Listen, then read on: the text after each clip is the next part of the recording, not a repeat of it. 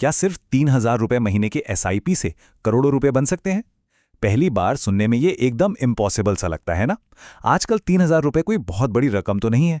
अक्सर इतना पैसा शॉपिंग, फूड डिलीवरी, सब्सक्रिप्शंस या वीकेंड आउटिंग में ही खर्च हो जाता है। लेकिन जरा सोचिए, अगर यही 3,000 रुपए हर महीने इन्वेस्ट किए जाएं, तो लॉन्ग टर्म में जो रिजल्ट आता है वो सच में चौंका देने वाला है। आज के इस खास विश्लेषण में हम इसी जादुई कैलकुलेशन के पीछे का पूरा साइंस समझने वाले हैं। आज यहां कोई इमोशंस की बात नहीं होगी, सिर्फ और सिर्फ प्योर नंबर्स देखे जाएंगे। सवाल यह है कि 3,000 रुपए की मंथली एसआईपी 10, 20 और 30 साल में आखिर कितना पैसा बना सकती है। और सबसे बड़ा सवाल जो हर इन्वेस्टर के मन में होता है, क्या 3,000 रुपए की एसआईपी से कोई सच में करोड़पति बन सकता है? चलिए डेटा और हिस्ट्री के बेसिस पर इसी सच्चाई को डिकोड करते हैं। आगे बढ़ने से पहले एसआईपी को बिल्कुल सिंपल लैंग्वेज में डिकोड कर लेते हैं। एसआईपी यानी सिस्टमैटिक इन्वेस्टमेंट प्लान। ये एक ऐसा अनुशासित तरीका है जहां हर महीने एक फिक्स्ड अमाउंट म्यूचुअल फंड में इन्वेस्ट किया जाता है।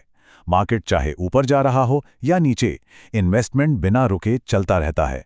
और यही कंसिस्टेंसी है जो लॉन्ग टर्म में वेल्थ क्रिएट करती है। सबसे अच्छी बात यह है कि इसमें मार्केट को टाइम करने की कोई टेंशन ही नहीं होती।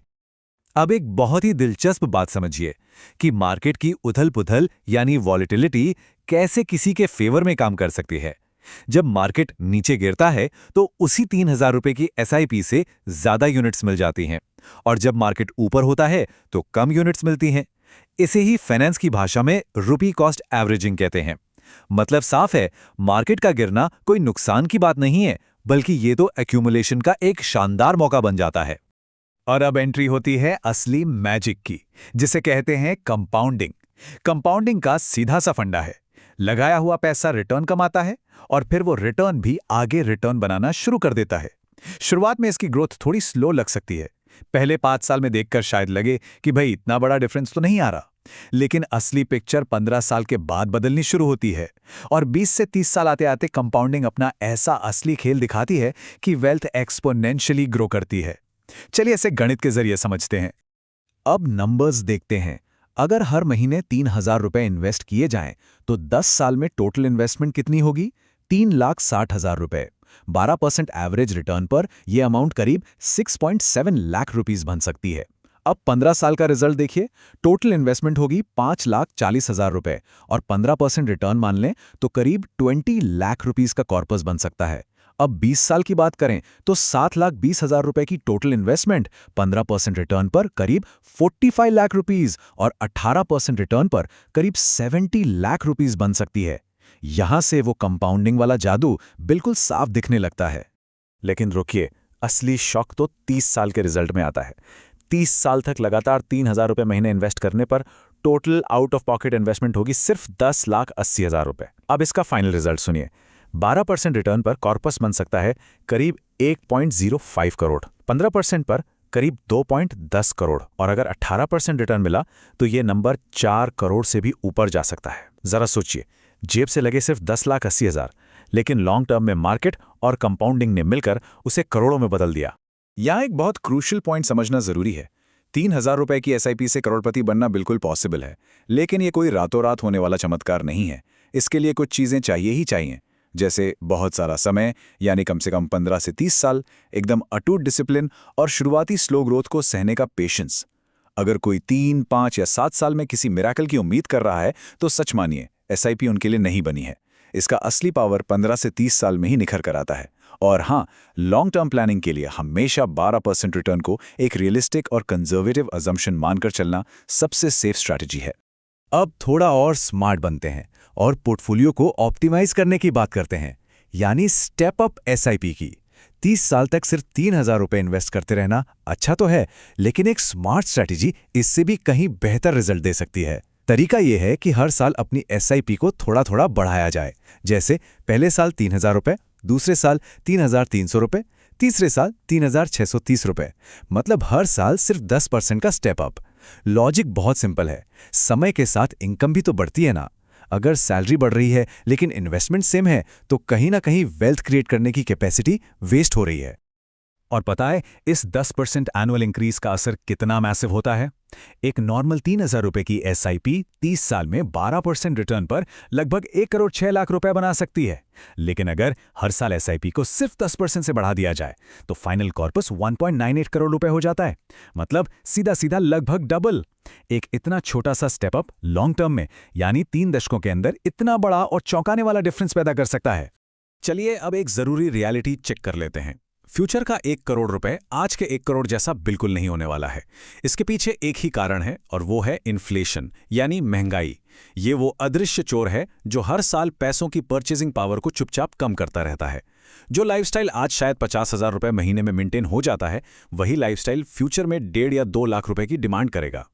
इस चार्ट को देखकर इस असली खतरे का अंदाजा साफ लग जाता है। अगर हम 6% का एवरेज इन्फ्लेशन मानकर चलें तो 30 साल बाद के 1 करोड़ रुपए की असली परचेजिंग पावर आज के सिर्फ 17 लाख से 23 लाख रुपए के बराबर रह जाएगी।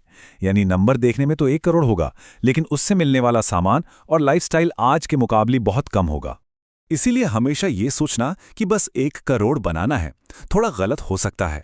असली सवाल ये होना चाहिए कि महंगाई के बाद असल में कितनी रियल वेल्थ चाहिए। आज जो चीज 1 करोड़ में आती है, 30 साल बाद उसी चीज के लिए करीब 5.74 करोड़ की जरूरत पड़ने वाली है।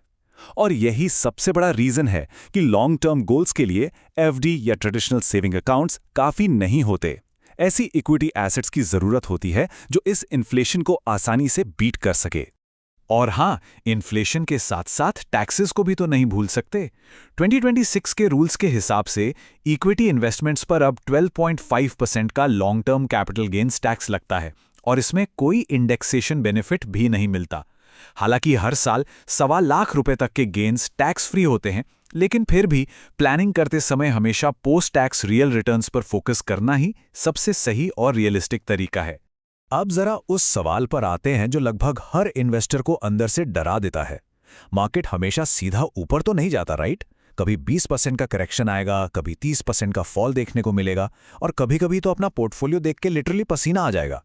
ये सब बहुत डरावना लगता है, लेकिन यकीन मानिए ये पूरी तरह से नॉर्मल है। और बदकिस्मती से यहीं पर आम रिटेल इन्वेस्टर्स सबसे बड़ी गलती कर बैठते हैं। वो डरकर अपनी पूरी स्ट्रैटेजी ही बदल देते हैं।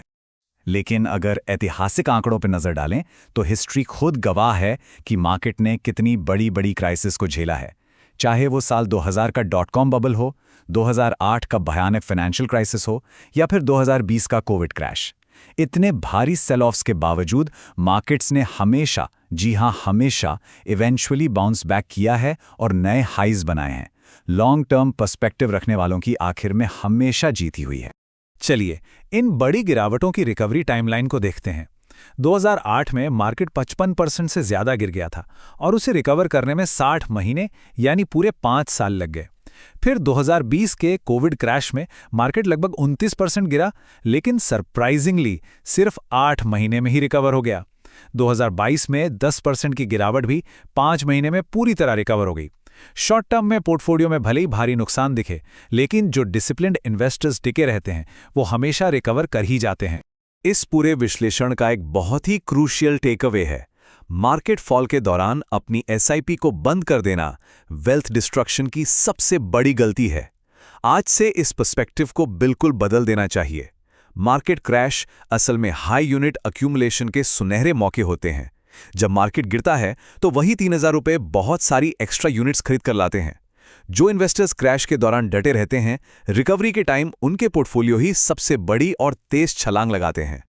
तो इस पूरे एक्सप्लेनर का फाइनली निचोड़ क्या है? एक छोटी सी लेकिन डिसिप्लिन 3,000 रुपए के इन्वेस्टमेंट मार्केट की वोलेटिलिटी, टैक्सेस और इन्फ्लेशन, इन तीनों को आसानी से मात दे सकती है। बस जरूरत है तो लगातार मैदान में डटे रहने की। याद रखिए, मार्केट में बिताया गया समय हमेशा मार्केट को टाइम करने से जीतता है। Time in the market always beats timing the market. तो क्या आज का ये शॉक रिजल्ट इन्वेस्टमेंट के नजरिए को पूरी तरह बदलने के लिए काफी है? सोचने का समय आ गया है।